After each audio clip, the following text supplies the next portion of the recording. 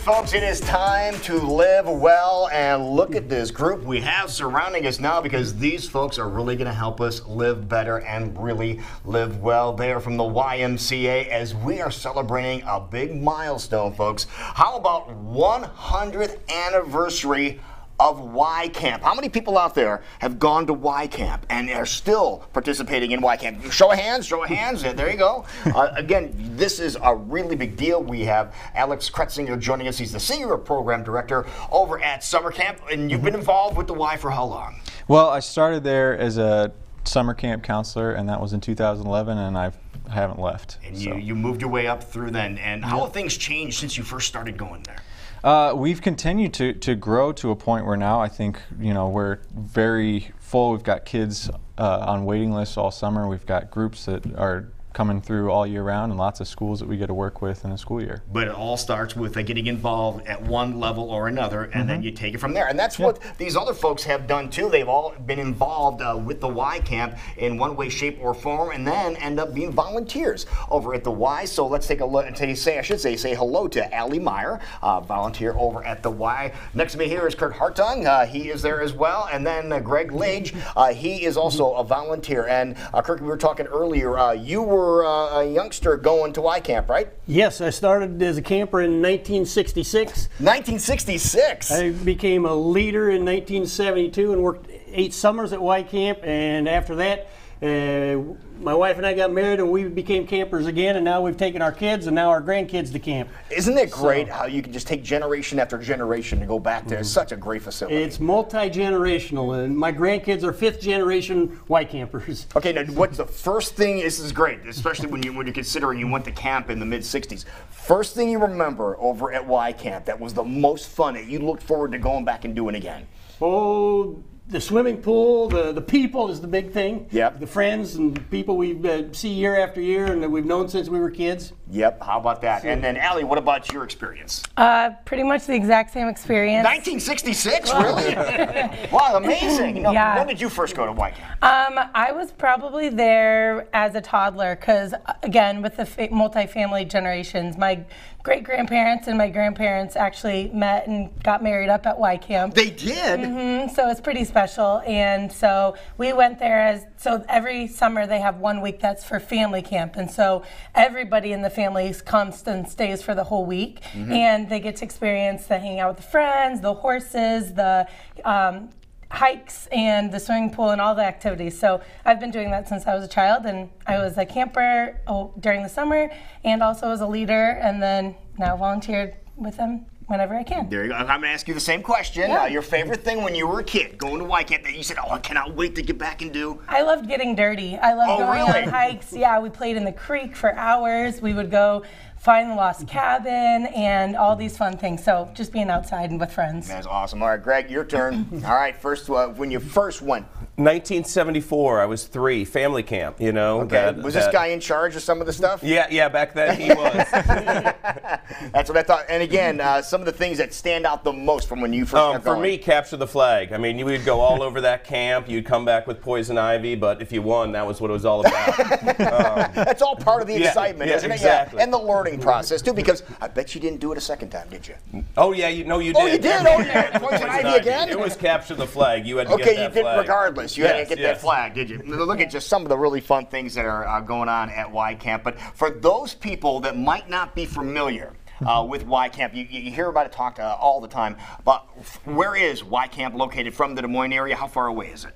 So we are actually located up by Boone. We're in the Des Moines River Valley, so we're about an hour. It took me about an hour to get here this morning. And so we're straight up in Boone, located up there, same property that we've been on for the last 100 years. Forever. And again, being the 100th a year celebration, what do you guys have going on that's really special up there?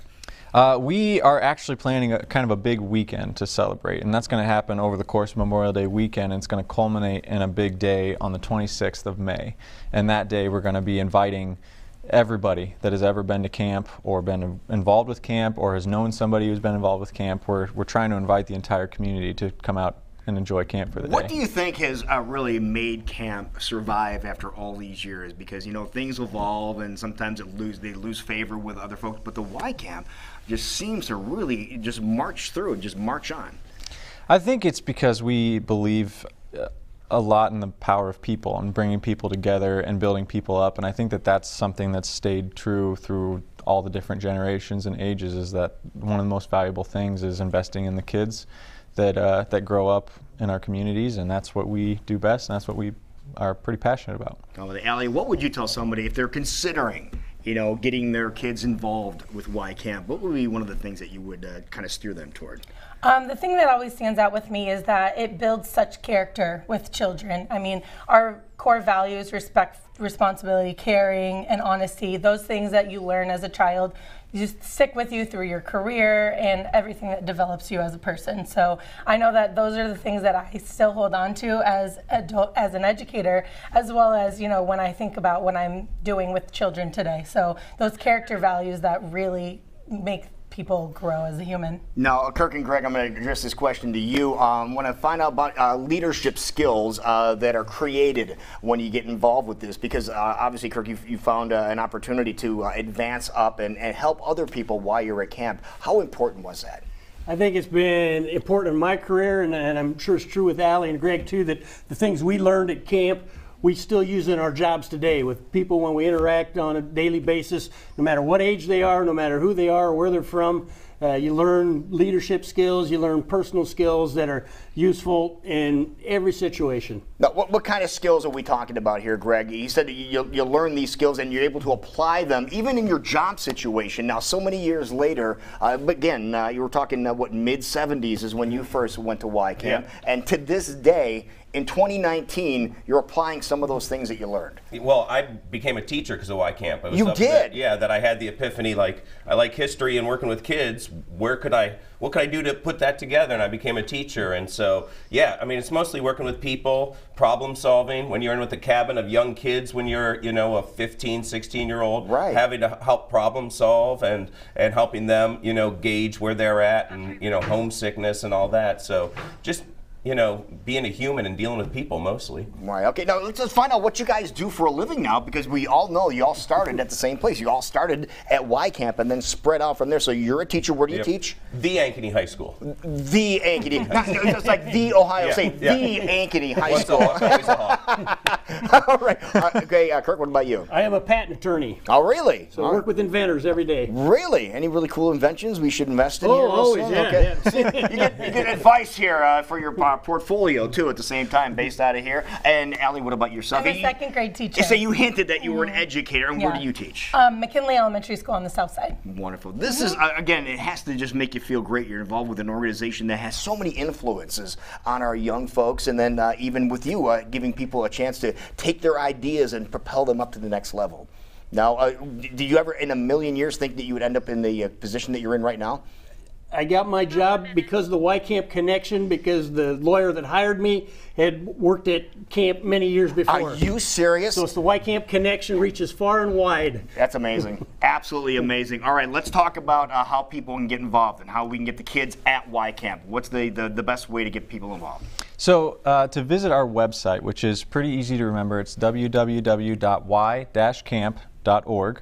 And you can go on our website and find information about our summer programs, information about our school and group programs. On our page you can find information about the 100th celebration and everything you need to know to be there.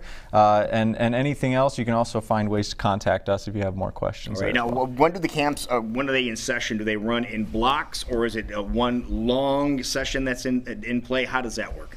So we break up our summer by week. We start about June 1st, and we'll have a couple of partner camps that we partner with by offering programs and facilities and some staffing. And then we jump in about mid-June, and we don't finish until about the end of August. And so that's the summer season, and then the rest of the year we're working every month with a different type of group most weekends, and then we work with school groups as well to do field trips and outdoor education programs. Now, what about volunteers? We talked about the fact that you guys are all volunteers. How do people get involved that way? If you are ever interested in volunteering or just reconnecting with camp, if you just go to y-camp.org, you can find a contact us link there, and you can call us or you can find an email and get a hold of us. That is awesome. Again, 100th a year celebration of the Y Camp right here in Iowa. We're so proud of you, and thank you so much for all you're doing for all of our younger generation. Thank you so much for keeping an eye on everything.